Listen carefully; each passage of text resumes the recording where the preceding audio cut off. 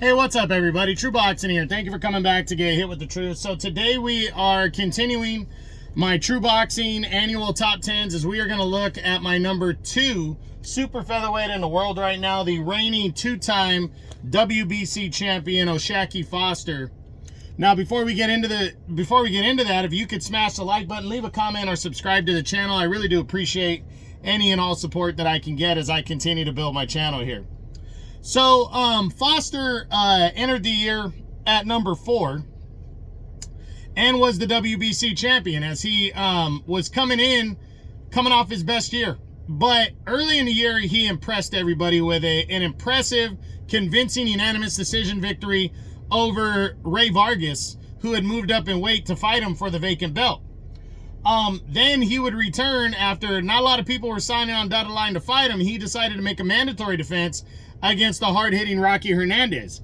And a lot of people, most people felt he was going to completely dominate Vargas, but instead Vargas was outworking him and out-hustling him. But he stayed in the fight, and in the second half, he started to close the gap more and more and land harder shots. And behind on the scorecards in the late rounds, he went after Hernandez, and they made it a war in the championship rounds. But he took a lot more out of Hernandez than Hernandez did him.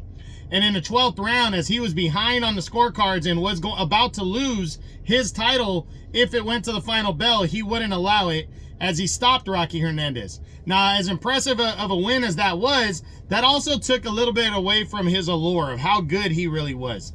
So he decided to come back quick and started off 2024 in February when he took on Abraham Supernova. A lot of people were saying, you know, we're not giving Supernova a chance in this fight, and I thought that was a mistake because I've always felt Supernova was a good fighter, and he showed that. They went toe-to-toe as an all-action-packed fight. I think he put Supernova down, and that was one of the reasons why he walked out with a razor-thin 12-round split decision to hold on to his belt. Then he would return in July, so less than 5 months later, he would take on Robson Conceição. This was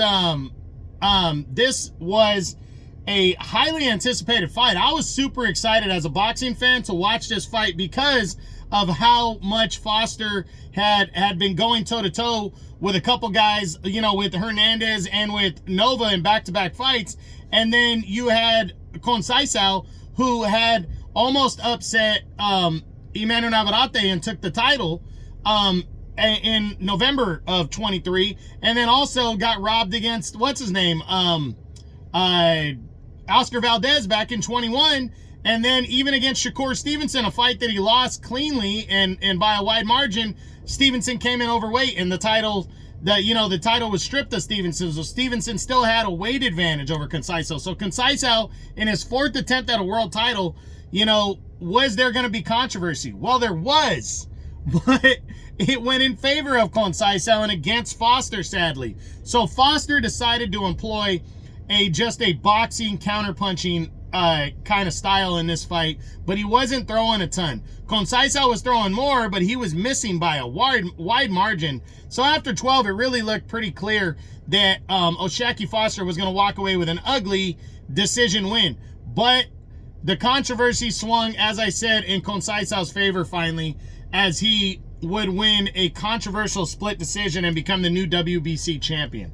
Now, I truly feel like that was kind of more fate, you know, going in his favor after he had been kind of jobbed a couple times and didn't get the benefit of the doubt in his 3 previous. There was always something a little bit controversial or very controversial about his first 3 attempts at a world title. So fate finally swung in his favor, but the WBC wasn't having it. They ordered an immediate rematch between the two, made Foster the #1 contender, and in November, these two would go at it again. And this time, we got the bout that we thought we were going to get the first time in the second fight. They went at it. It was a much better fight, back and forth action, but Foster did just enough to get a close split decision victory and regain his WBC title. That's something that doesn't happen a lot in boxing, where in 1 calendar year you lose a belt and then regain it, especially after he had already fought in February. But Foster closes the year strong. He's 31 years old. He moves up 2 spots from number 4 last year. I think he pretty much left no doubt that he's the number 2 guy in the division across the board. Heading into 2025, Foster wants Emmanuel Navarrete. They're both promoted by Top Rank. They both are in optional mode. He wants to unify belts. He made that very clear. Is he going to get that fight? We don't know.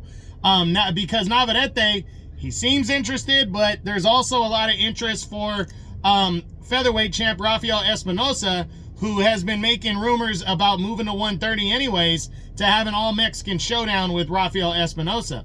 I actually would love that fight more than this fight between Navarrete and Foster, but I would rather see a unified champion at 130 more than that all-Mexican showdown, if that makes sense. I like the individual fight itself. The legacy behind unification, though, is more important to me as a boxing fan, and I want to see the top 2 guys unify belts because they have a great opportunity. So I'm hoping Navarrete wants to fight with Foster. If for some reason he doesn't, Foster is in optional mode. He could face his number 1 contender, Rocky Hernandez, again. He could face former featherweight champion Mark Magsayo. I think now he's got some pull, and he can get guys to come and fight him. So is he going to be able to unify belts? If it's not against Navarrete, it's going to be tough. The WBA is in a fucking congested shit show.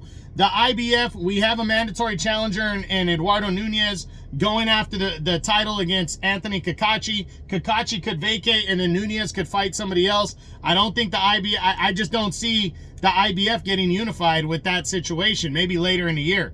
But I really hope that Foster and Navarrete can unify belts and come to terms, and hopefully that takes place. But I do see a solid year of good action for O'Shaquie Foster either way. I can see him ending the year as champion. I do think he has a good chance if the Navarrete fight happens. I think he has a solid chance of pulling off the upset and the victory there and unifying belts. And I think he has a solid chance to be standing tall as a number 1 fighter in the division at 130 pounds. But hopefully the fight comes to fruition. So we'll see what happens. But that's it. That's what I got. That is my number 2 super featherweight in the world at 130 pounds. The reigning 2-time WBC champion, O'Shaquie Foster. I hope you, as my True Boxing annual top 10s continue, I hope you enjoyed the video. If you did, smash the like button, leave a comment, or subscribe to the channel. I appreciate any and all support. This is True Boxing, and you've been hit with the truth.